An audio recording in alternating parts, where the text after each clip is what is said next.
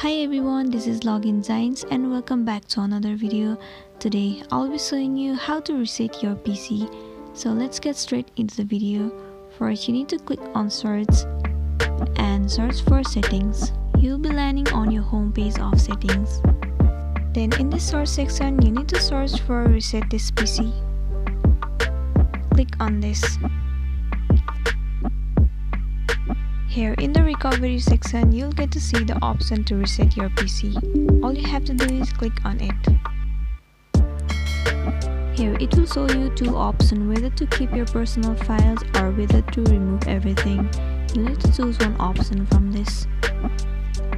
So once you are ready to reset your PC, you need to click on one of the options.